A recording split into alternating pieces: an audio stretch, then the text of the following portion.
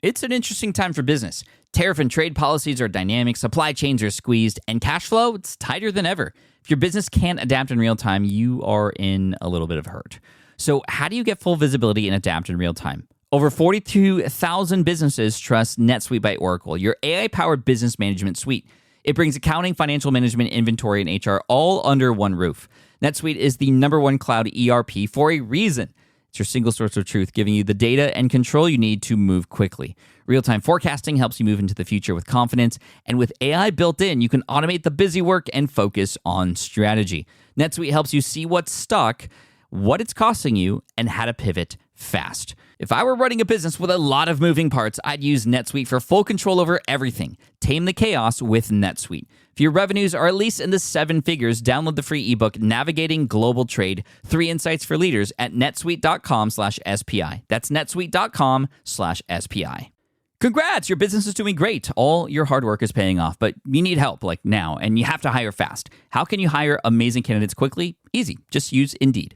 When it comes to hiring, Indeed is all you need. Stop struggling to get your job post seen on other job sites. Indeed sponsored jobs help you stand out and hire fast. And with sponsored jobs, your posts jump to the top of the page for your relevant candidates so you can reach people you want faster.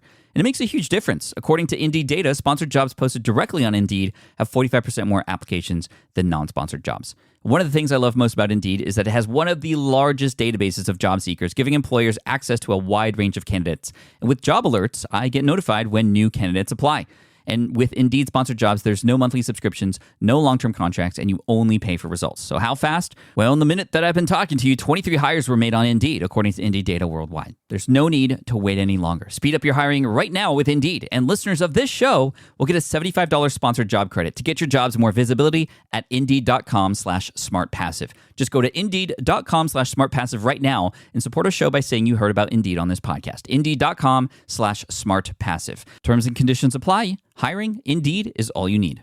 The perfect product launch. It's the goal for every brand marketer. High heat, fast sellout, and fans posting recipes like trophies. What do Sydney Sweeney's soap drop, Taylor Swift's tickets, and your next launch have in common? Well, they're not bought, they're bragged about. Fanfare turns your drop into a moment. Fanfare cues real fans, blocks bots, and builds launch experiences worth screenshotting. Want hype without the heartbreak? Get Fanfare's 5-step hype drop playbook with our proven success formula and make your next launch unforgettable at fanfare.io/playbook. Again, fanfare.io/playbook. This is a Smart Passive Income Podcast with Pat Flynn, session number 171.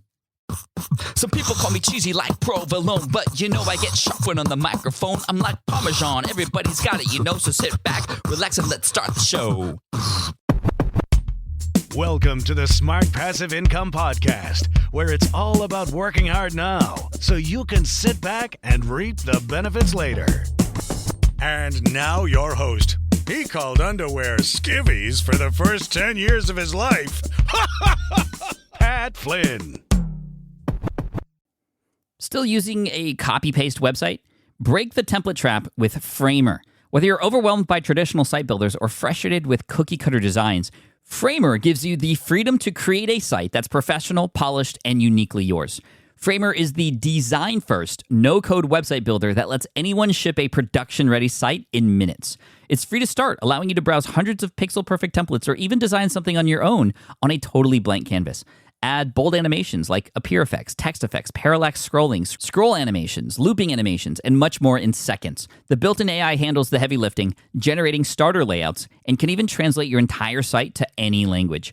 Ready to build a site that looks hand-coded without hiring a developer? Launch your site for free at framer.com and use code SPI to get your first month of pro on the house. That's framer.com, promo code SPI. Framer.com, promo code SPI. Rules and restrictions may apply. Do you know the secret to businesses that are scaling faster than ever? They're using Upwork to tap into a diverse pool of skilled freelancers across various industries. With Upwork, you can find specialized freelancers in marketing, development, design, and more. Experts who are ready to help you take your business to the next level. I've personally used Upwork myself and can vouch for it. Posting a job on Upwork is easy. With no cost to join, you can register, browse freelancer profiles, get help drafting a job post, or even book a consultation. From there, you connect with freelancers that get you and can easily hire them to take your business to the next level. Upwork makes the entire process easier, simpler, and more affordable with industry-low fees. Post a job today and hire tomorrow with Upwork. Visit Upwork.com right now and post your job for free. That is Upwork.com to post your job for free and connect with top talent ready to help you grow your business. That's Upwork.com. Again, Upwork.com. What's up, everybody? Welcome to session 171 of the Smart Passive Income Podcast. I hope you enjoyed that little rap I had in the beginning, which, yes, I did create on my own, and yes, it was absolutely cheesy, but that's who I am. But, hopefully you feel I get sharp on the microphone. Know what I'm saying? Probably not. But anyway, it's okay. The reason for that is because today we're speaking with Nikki Elledge Brown, who is the communication stylist. That's what she calls herself, and I love that. So she's going to help us with wordsmithing, with copywriting, how to understand exactly what to say to best portray who you are and what you're trying to do and the actions your audience is trying to take on your website, on your podcast, wherever you're at online. So without further ado, we're just going to dive right into this amazing interview. And, a lot of people actually had requested Nikki to come on the show, and I never really heard of her until I started to hear her name over and over and over again. And after this interview, now I completely understand why, because Nikki is awesome. She's so fun and genuine and really sweet to talk to. So here's Nikki Elledge Brown from NikkiElledgeBrown.com. What's up, everybody? Paflin here. I am so excited to welcome Nikki Elledge Brown from NikkiElledgeBrown.com to the show. Nikki, how are you? Welcome to the show. I'm doing great. Thank you so much for having me. Thank you for being here. And I'm really excited because as a lot of you who are listening to this know, I recently got back from a trip to Ghana through Pencils of Promise. And I was on your site, Nikki, and I saw on the Giving Back tab that you've done some work with Pencils of Promise as well, which is really cool. Isn't that, what did you do exactly with them? Yes, and honestly, I need to update that page because we finished funding our first school with Pencils of Promise with a mega launch we had in August of 2014. Nice. So we chose Guatemala just because with our lifestyle, that's probably most realistic for where we'd be able to visit one day. Y hablo español también, so I'd be able to communicate with los estudiantes. And so they finished building it in February, and I just got the first pictures of the school a couple weeks ago in I think it's Santa Marta, Guatemala. So I'm so excited, and I loved seeing your video from Ghana. That was amazing. Oh, thank you so much. Yeah, it's such a fantastic organization. So it was really cool to see that you do that too, and more people doing that as well. But can you tell everybody else out there who's listening, what is it that you do? Yes. Well, in addition to being proud military wife and mom of a little dude, and by the time this episode airs, I will have shared that we're expecting another little one. Oh, congratulations. Yes, thank you. 12 weeks today. We just saw a sneak peek this morning. So super excited and thankful for that. But yeah, I made up the title communication stylist for myself when I was just starting just over 2 years ago, because I was trying to think, how can I describe what I can help people with? Because I'm like, if it has to do with connecting words and people, I can help. And it's not necessarily just writing or just speaking or just editing or anything. I can just help encourage people to bring out the best of who they really are when it comes to their words. So just like a stylist doesn't want to change who you are or make you feel uncomfortable and say something you wouldn't say or wear something you wouldn't wear. They just want to highlight the best parts of you. And that's what I like to help people do with their words and with their communication. So most specifically in the first couple years of my business, it has been a heavy focus on writing, but that's just one tiny tip of the iceberg, tiny slice of the pie of what I'd love to help people with. And I love what you say here on the front page of your site. You say, I'm not a wardrobe stylist.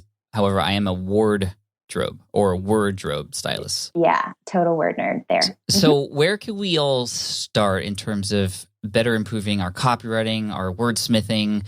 It's such a challenge for so many people. And I remember when I first started, it was so hard for me to write. It was so hard for me to just figure out what to put on the keyboard and on the screen. Yep. And it was only through just forcing myself to do it that I eventually figured it out and gotten comfortable with it. But is there anything people can do to kind of get comfortable with it and kind of find their voice much faster? I think the first thing is really just my goal, honestly, is to kind of dissolve the wall that we all want to put between copywriting and, making a big deal of it, because then we psych ourselves out before we even start. And the whole blinking cursor on the blank screen freaks a lot of people out. And that's, it's normal because people then all of a sudden go back to English class or whatever your last writing experience was. And then you have all these rules and all these voices in your head. It's hard to just shut them out and find your own, Right. But it's there.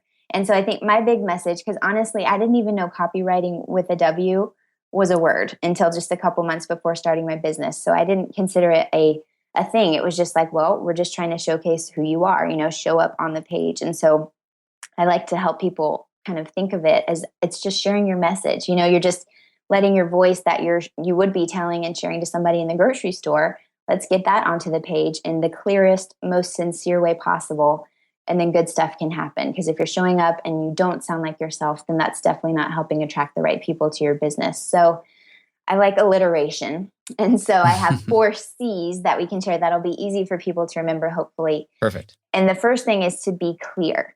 Because, clever, wit. Oh, that's great. Everybody feels like they want to be witty. I'm like, it really doesn't matter. Because really the very first, most important thing is you have to be clear. People have to literally understand what you're saying. So in terms of being clear, just think about using simple words. You don't have to go to the thesaurus to find a fancy pants word. If you can say something simpler for people to make it easy to understand. Using simple sentences, especially when you're writing online, just keeping it short instead of a longer sentence of 2, then just split that baby in half and make it one simple sentence. Same with paragraphs. People like to scan and we get that, subconscious sense of accomplishment when we're going down the page. Like, oh, look at me, I'm already halfway down, even if it's the exact same number of words. And then being credible, which does come with confidence in your value and your experience. And so whenever you communicate just like you do, Pat, I think that's like your signature move is that people know, like, and trust you really easily because you're so transparent, you have nothing to hide, and you've made that obvious from the beginning. And I think a lot of people tend to think, I have to be this way in business and this way in life. But you see the people who are doing really well when you feel that synchronicity and you get the feeling that if you met this person at the grocery store, they would talk to you just the same as they're talking to you in their coffee or on their podcast. And that's huge. And then one that I love to share is be conversational.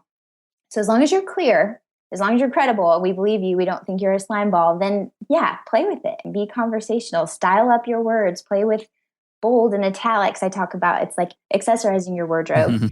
I like to encourage people to take the BFF test and just read something out loud. Like if you read it to your spouse or your friend and you feel like a total goonburger when you say it out loud, that's probably a sign to kind of go back and revamp it a little bit.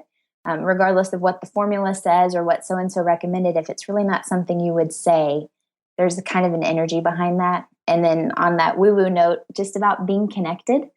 So be clear, be credible, be conversational, and be connected. So just being mindful of the purpose of what you're sharing. How do you want people to feel? What do you want them to know? How do you want to show up? Like, how do you want to be perceived? And then how can you make sure that's actually what's happening by getting feedback from people?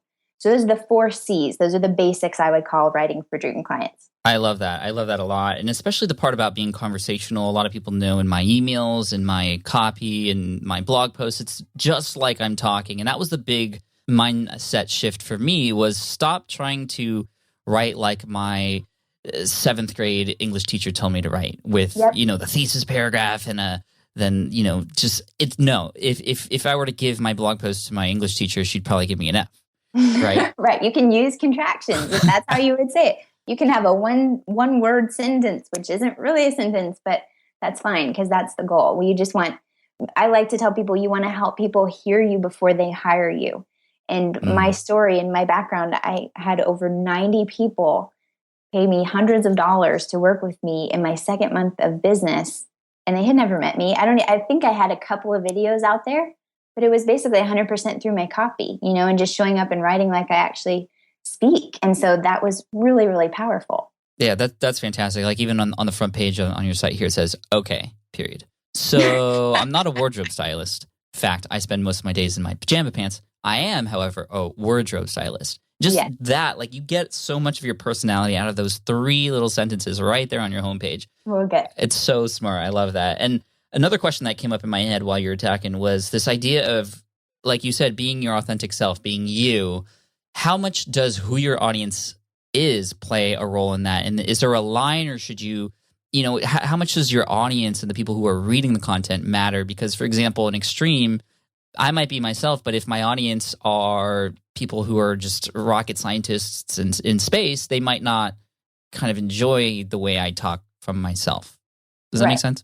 Yes. And hopefully you're not in a business where people don't enjoy who you actually are, you know, because that's my thing. Like, you don't want to have to show up one way in your writing. And then whenever you're actually engaging with your clients and customers, you're like, wait, how was I pretending to be whenever I did that? Kind of like online dating. And when people have a profile picture that's 20 years old and then you meet in person, you're like, you know, I feel awkward and uncomfortable because I'm not living up to your expectation. And then you feel like I deceived you, which is not a good start to any relationship, you know? Mm-hmm. And so that's why I just feel like the right people will totally appreciate you for who you are. I just believe it really passionately because going back to my first 8 months of business, I worked with over 160 people one-on-one, just for like one-off 1 hour sessions. But 99% of them, we had such a great time. You know, like we had such a great time, and it was basically a one-sided blind date because I had never met them. They could just go to my website and sign up for a session, and then here we go on Skype. And I thought that was so cool. And I feel like, again, just with friends and family and people you would want to hang out with, that's why the whole idea of the dream client and customer is really important to me, because I feel like you shouldn't have to feel like you need to put on an air, put on a front. Even if you have a product-based business, you know, I mean, and if it's not like your personality is the business, but still people want to know there's a person behind the business. You know, we don't want it to just seem like it's this factory or a machine and there's no real person behind it. So that's why even big brands like to add in personality. So I don't think you can really lose by showing up as you actually are. Right. And you'll attract the right kind of people for you if you are yourself. And I totally agree with that. Who was Nikki before she was the communication stylist? Tired. I was still tired, especially tired in the first trimester. Okay, so my background in a coconut shell, as I like to say, I have 2 degrees in communication studies. So my bachelor's I finished in 3 years at TCU in Fort Worth, go Frogs. And then I was offered a scholarship. They actually offered to pay me to stick around to get my master's. And I was only 20. So I was like, yes, please. I don't want to leave here yet. I don't know what I want to do. And so I stuck around and I taught our entry-level communication course at TCU. And I loved teaching. I just loved facilitating those light bulb moments. I got engaged to my middle school sweetheart after we had some time apart. Wow. He's in the Navy. Yes, all the way back to 8th grade embraces. So you know that's true love. He has seen me at my worst for sure. So we got married in fall of 2008. But in between my graduating in May and then fall, I taught at a community college here in my hometown in Texas, and then moved across the rainbow. And I started teaching. I always wanted to keep my finger on teaching. So I started facilitating courses with University of Phoenix, just in case I wanted to go back to a community college. And I also worked at a marketing company, technology marketing company, for about a year. It was my first job. I didn't love it. I actually quit 4 months in because I just couldn't do it. It was like inside sales where you have a headset and you're like standing up all day, like boiler room. And I just missed people. Like when people would come in for interviews and I got to tell them where the restroom was, I was like, I just missed interacting with people. So I quit. Somehow 4 months in, I nicely was able to say I'd rather make no money than continue doing what I'm doing. And my boss was like, no, I don't want to lose you. So he created a new position and I stuck around for a year. And then I decided to let it go. And I went to visit the Arizona Memorial at Pearl Harbor on my 25th birthday. And I thought this would be a really cool place to volunteer. I had met one of the survivors who comes twice a year. Well, he did. Unfortunately, I think he passed away last year. But I met him. I thought this would be such a cool place to volunteer. So I just started volunteering there just because. And then that ended up turning into a job for 3 years, that I continued until just after like the first few months of my business. So I was a park ranger. So if y'all go, whenever you visit Hawaii, or if you've been, and since 2010, 1.8 million visitors a year will see me ask them to welcome them, of course, and then ask them to silence their cell phones while they watch the video before they head out to the Arizona Memorial. So I was part-time teaching, part-time park ranging after my little guy was born, and then started my business at this beginning of 2013. That's very cool. Well, first of all, thank you, your husband, for his service, and thank you for being a military mom. Thank you. And military wife. Okay, so when you started your business, you said that it was essentially your copywriting and the way you wordsmith things that kind of helped you get started. How did you get an audience and traffic from when you just started out doing what you're doing now? Yeah, well, it was an interesting evolution, just to back up a little bit, because I wasn't looking to start a business necessarily. Mm-hmm. I felt at the beginning of 2013, I knew my husband was about to spend more than half of the year away on the other side of the country, and I didn't want to be like a total basket case while he was gone, and I'm raising our 18-month-old by myself. And so my sister had forwarded me an email about choosing a word of the year instead of a resolution, and I chose faith so that I could, as I like to say, store up my spiritual nuts for winter and kind of get rooted in what wouldn't change. And so I started waking up before the guys, and I would go downstairs and have a little devotional time and quiet time. And when I finally took that time to reflect, because, and you're a parent, so it's kind of like you just wake up, unless you're really intentional about it, it's very easy to just wake up to the baby monitor when someone's screaming and needs you. So it's such a change of pace. And I finally started to see these divine breadcrumbs that had been leading to a path the whole time, from I had been writing a blog for fun, just for fun, for family and friends, called Stories from a Screensaver. And people would comment and be like, Nikki, when are you going to write a book? I love everything that you write. Or thinking back to the fact that whenever I was at Pearl Harbor, they just asked me to do this video that they knew millions of people would see every year. And I was just a volunteer at the time. I wasn't even an employee, like little nudges. And I felt like God was knocking me on the head, like, okay, dude, I gave you these gifts. Are you going to share them in a bigger way? So this is like February. Oh, and this is when my cousin Dave Curley told me about this podcast called Smart Passive Income. He'll be so excited. And so I started to kind of see there was a whole world out there, or in there on the laptop, of people doing stuff. So I started to explore, is it going to be a blog or a podcast, or is it a book or a business? And then I had to really think, okay, who's going to pay me for help with communication? Because I could help anybody with anything, like I said. So what's it going to be? And then when I started to explore these communities of entrepreneurs and people who worked online, I saw like this is an absolute, very necessary piece of the puzzle. I mean, I'm biased, but to me, it's the most important piece, because you can have all these ideas stuck in your head. If you don't know how to communicate your value, then you're stuck before you start. And so they self-selected it, because I did some free sessions at the very beginning. I was in some Facebook groups that had, bukus of entrepreneurs who needed help with this. And I offered some free sessions, and they were all over it. And it was very instant. I had all these things I could help them with, but it was like copy. It was so obvious that that's what they needed help with. And then that really dictated like the first 2 years of my business from there, because I did the one-on-ones and then turned that into a course. But they just kind of told me, once I found them and I saw, okay, entrepreneurs can pay, they could actually pay. I could help a friend write an otherwise awkward email to her mother-in-law or something, but would just regular people pay for that help? I don't know. Entrepreneurs, they have their booties on the line. They need help now and yesterday. So right. Very cool. Well, thank you for that rundown. That's an amazing story, and it's really cool to see where you've ended up. Now let's get into some more tips and stuff for everybody out there listening. One thing that's helped me with my blog post writing and even book writing as well is when I get to that blank cursor on the screen, thinking about the structure of what I want to do. So almost thinking backwards from where I want to end up. Do you have any tips for, yes, the wordsmithing is important, and speaking clearly and being conversational is obviously very important, but do you also include any tips for, or have any tips for structuring something like a blog post, for example? Yes, absolutely. And that's really what I'm all about, is the recipe, because I don't want to tell you what words to use, but I can totally tell you, here's a recipe and here's kind of an order and a scaffolding that you can hang your words on, to where it'll actually make sense. So I'm really big on that, because that is the overwhelming piece. So specifically for blog posts, for example, I'm actually looking, because I have my Course About Copy cheat sheet. But I always like to start, and again, there's no one right way to do any of it, which is why it's so freaking overwhelming for people, because it's like, it is a creative, it's a social science. It's not rocket science. So there's no one right or wrong way.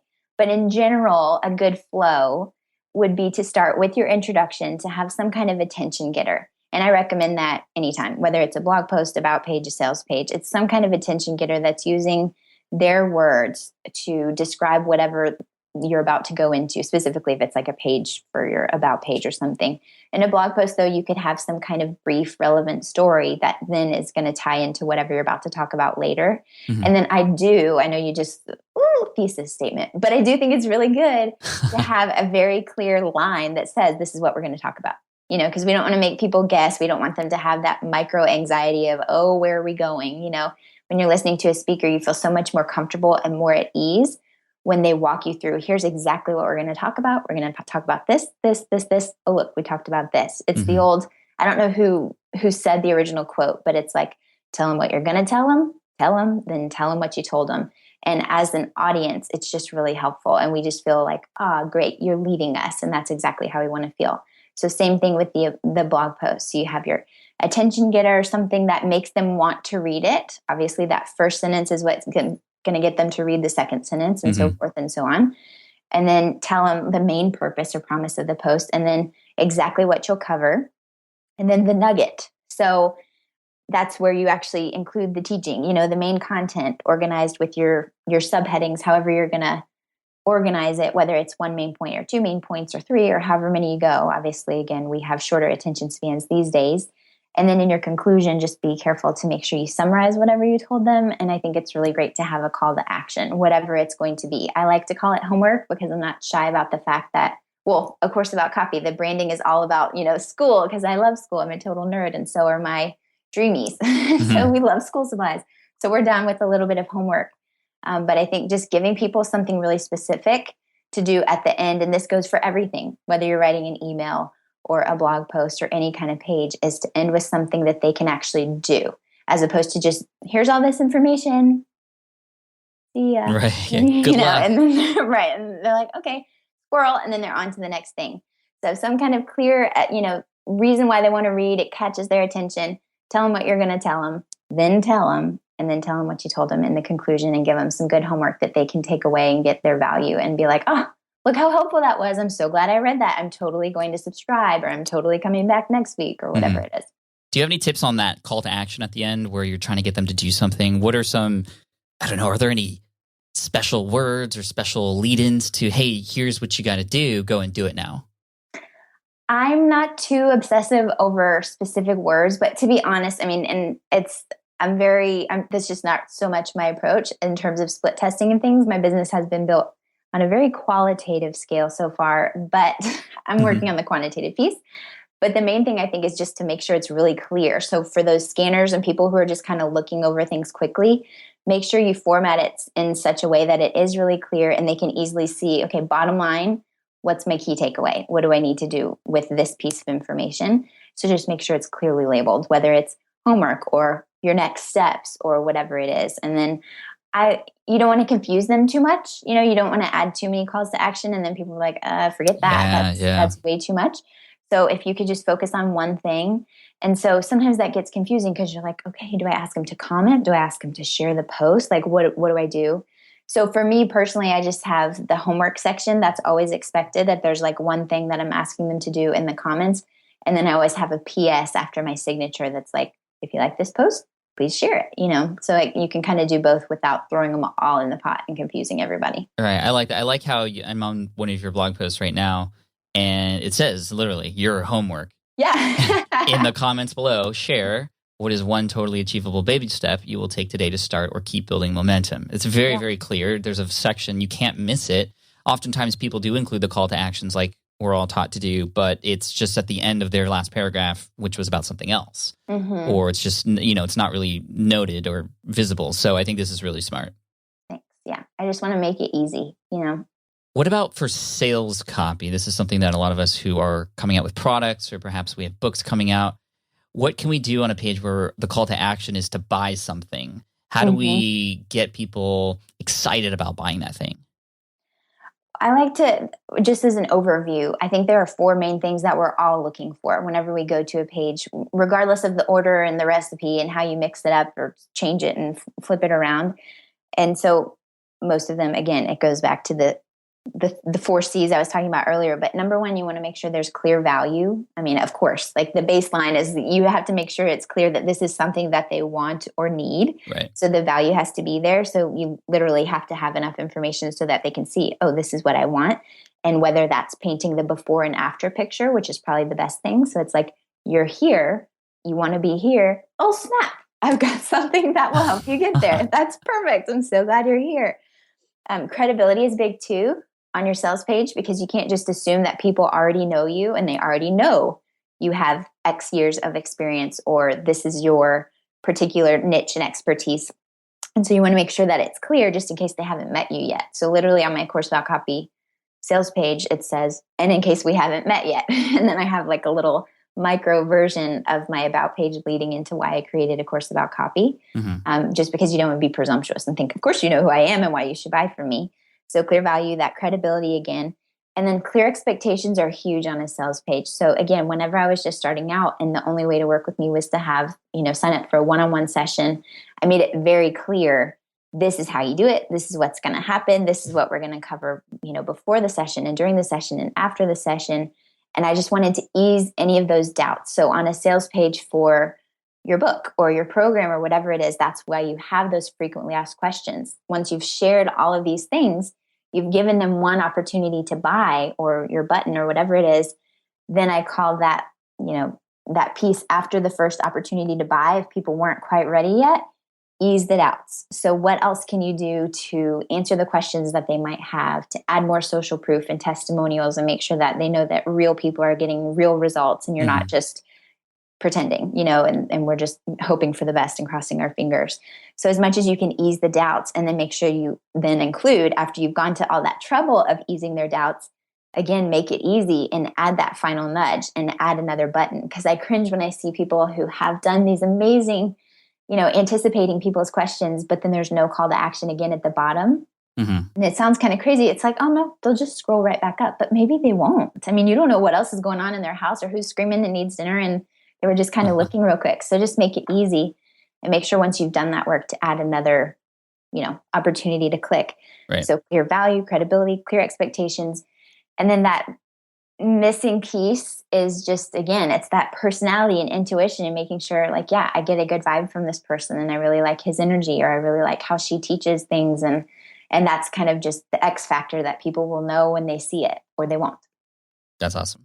I love the 4 C's. Does that have anything to do with the 4 C's, like with the diamond?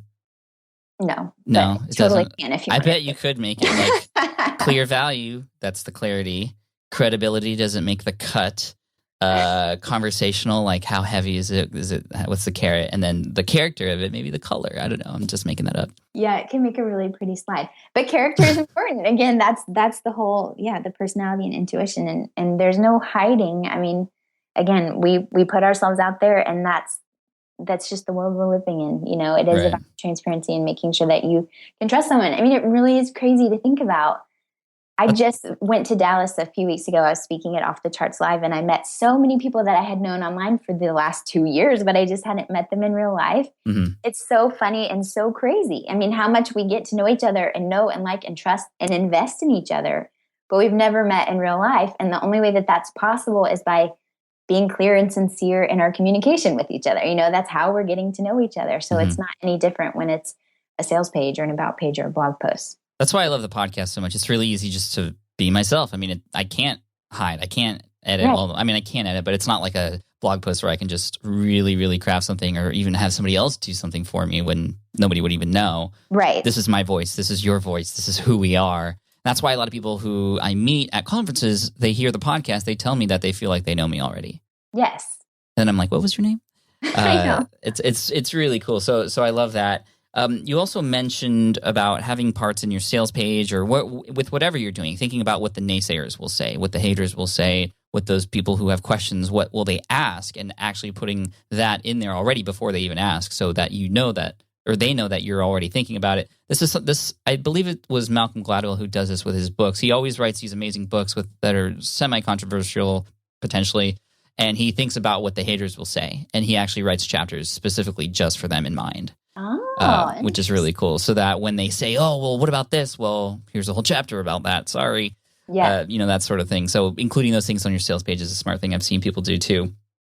What are some of the most common mistakes that people who are on the online space that we're in are making when it comes to their communication, and how can they improve? I think one of the biggest things is just, trying too hard to have a certain personality that's not really yours. I think people can just tell. I think a lot of people, whether you cuss or not in your real life, and that's fine, and whatever you choose to do. But I feel like a lot of people try to be really cool. And what I like to say is, you're not trying to be cool. You're trying to be yourself. So it's totally fine. And I call it the word police. because sometimes people will, ban words and it's like, oh my gosh, people don't say awesome sauce anymore. I'm so embarrassed for you. And I'm like, totes. That's fine. Exactly. I'm like, let them say it. If they would say it in their real life, then let them say it, But again, it always comes with the caveat that clear is more important, and clear beats clever every day of the week. So don't try to be like so engaging and witty and la la la la la that we don't even know what the heck you're saying. Right. Because that's not serving anybody. Do the same rules apply for blog post titles, for the names of products, for the names of podcast episodes, for the names of domains, for example? The clever is, fun, but can also just mess things up too. Yeah. And again, this is where it's clear that I'm not like old school copyright trained, whatever, because I know that there are such really amazing resources, Copy Blogger and John Morrow's headline hacks. Like these are, tested over the last 100 years. These headline formulas work.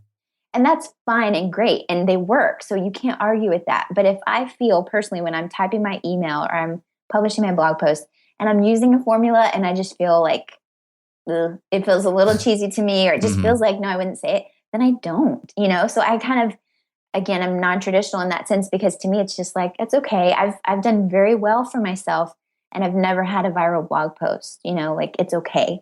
And so I feel like sometimes we put way too much pressure on ourselves for those things. And I do have a link I can share with you, because I did write a blog post on it once upon a time for Natalie McNeil. She Takes on the World. Awesome. But it's, it's one of those things. Don't let yourself get overwhelmed about it and feel like, if I don't have the right headline. Like, one of my biggest messages that I really want to make sure to share while I have this opportunity is it doesn't need to be perfect.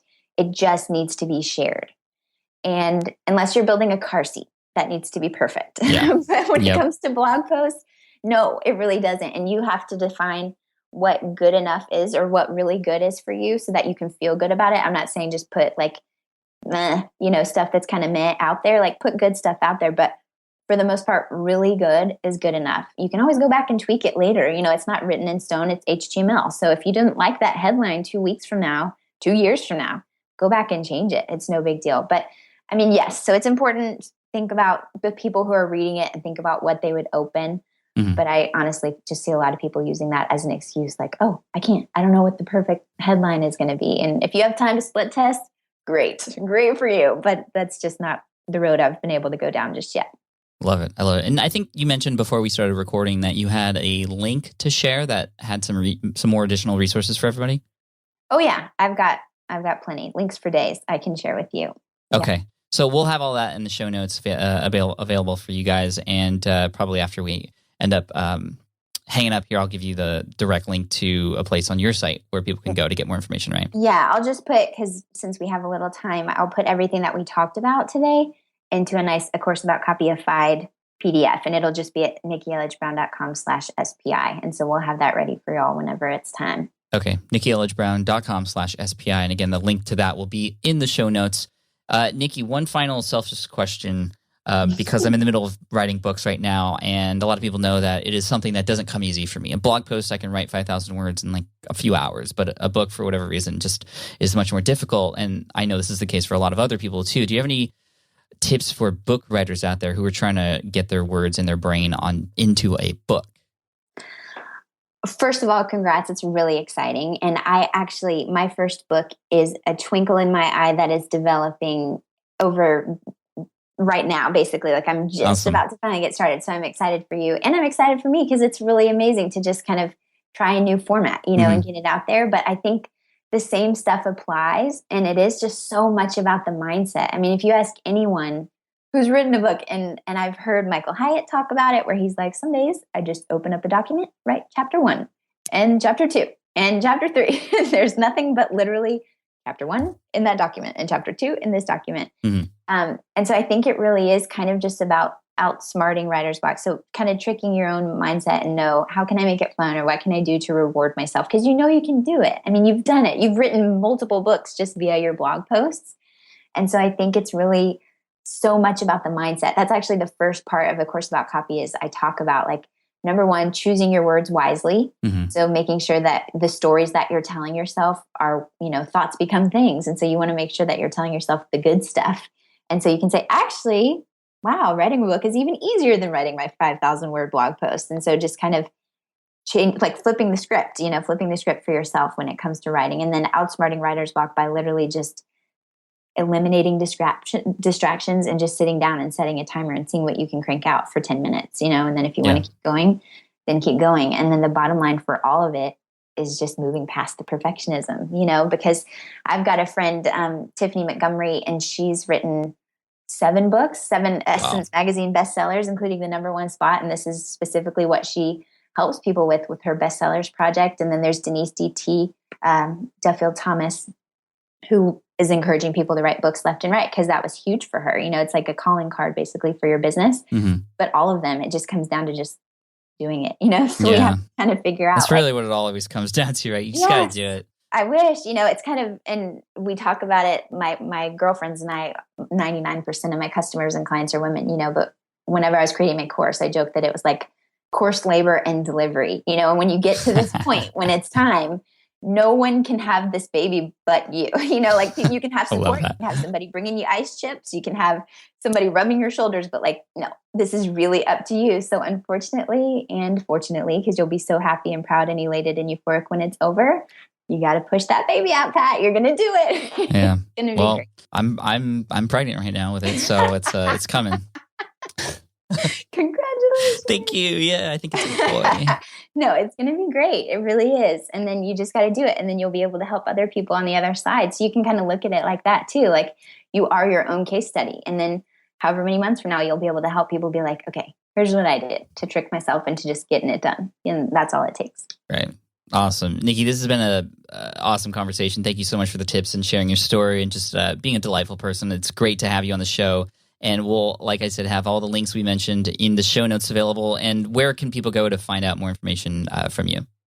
So I'll have all of our goodies at nikkielledgebrown.com/SPI. But of course, when you're over at nikkielledgebrown.com, you can poke around. That's my digi home. And then, of course, aboutcopy.com is if you want to check out Straight Shot to the free video series, we can do that too. And shout out to David, because David Siteman Garland, I was already on your podcast once upon a time, and people were telling me about it, and I was like, oh, thanks, because he was a large inspiration as I finally created my course. So awesome. And yeah, David was the one who introduced me to you and is partly the reason why you're here in the show. So we'll have to thank him. Absolutely. Thank you again so much. Congratulations again on the new arrival coming soon, and all the best. Thanks, Pat. Cheers. All right. I hope you enjoyed that interview with Nikki Elledge Brown. Again, she's amazing, right? You could just tell how awesome she is. And she's been very helpful to a lot of people who I know in the world of copywriting and wordsmithing and communication as well. So if you'd like to learn more from Nikki, head on over to nikkielledgebrown.com/SPI. That's NIKKIELLEDGE brown.com/SPI. And of course, all the links and resources mentioned in this particular episode will be available at smartpassiveincome.com/session171. So again, smartpassiveincome.com/session171. Thank you so much. I really appreciate your time today. Guys, I've really been enjoying this podcast, and I will continue to do it in the future for you. I know a lot of you have taken the information that I've shared here, the interviews that we've done with other experts and other people, and have actually taken action with it. And I just love you for that. I'm so thankful that I have an audience who is actually not just learning, but learning and putting things into place to make change in their lives and the lives of others too. I mean, we're all here to serve other people, I hope. But I know a lot of you also need a little bit more help. I've been getting messages left and right from people who have been asking for more and deeper information about certain things. So what I've done is I've actually put together a number of courses, and there's more courses coming in the future, thanks to your recommendations. If you go to smartpassiveincome.com/courses, you'll see a list of the courses that are currently available there or that you can sign up for the waitlist for. Again, that's smartpassiveincome.com/courses. Check it out. I also want to mention last week's episode, actually. Last week we had Ramit Sethi on. A lot of people enjoying his content, enjoyed his free video that he offered that's going to help you with the next launch that you have for your next online business, your next product, and how to really dive into that. He goes into a lot of the case studies and things that he's gone through over the last decade that has helped him create his online business, who I truly respect. I love Ramit. If you want to get access to that particular video, go ahead and go to smartpassiveincome.com/ZTLS. That stands for Zero to Launch System. So smartpassiveincome.com/ZTLS. And that'll take you to his free video that you can download and use just right there to kickstart your next venture. So again, that's smartpassiveincome.com/ZTLS. Thank you so much again for your time today. I really appreciate it. Of course, all the reviews and ratings and subscriptions and downloads on iTunes. Just thank you so much for that. I really appreciate you. Here's to you and your business and taking it to the next level. And I look forward to serving you in next week's episode of the Smart Passive Income Podcast. Cheers. Thanks. Love you guys. Thanks for listening to the Smart Passive Income Podcast at www.smartpassiveincome.com.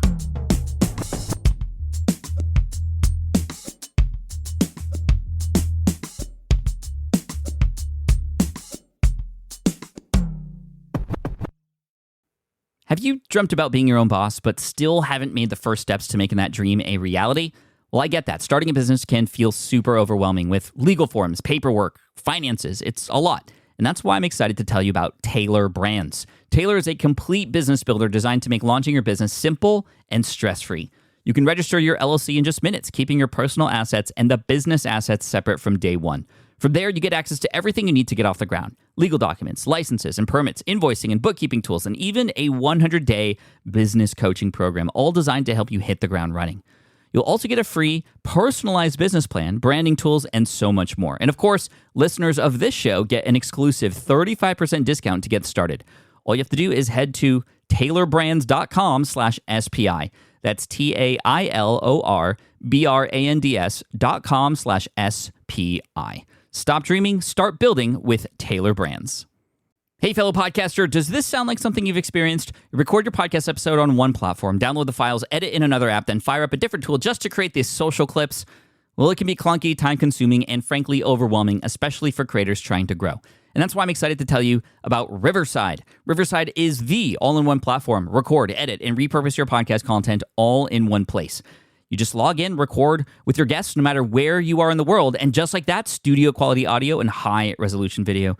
We use Riverside here at SPI as well now. With built-in AI, I can automatically clean up my audio, saving myself so much editing time, and it can even auto-generate clips to make promoting the show a breeze. And with Magic Clips, I can grab the best moments and repurpose them as short-form video, perfect for YouTube Shorts, TikTok, or Instagram, without re-recording a thing. So if you're tired of juggling tools and want a faster, simpler way to create and scale your content, it's time to try Riverside, built by creators for creators. Just go to smartpassiveincome.com/Riverside and use code SMART to get 1 month free on the Pro plan. That's smartpassiveincome.com/Riverside, promo code SMART.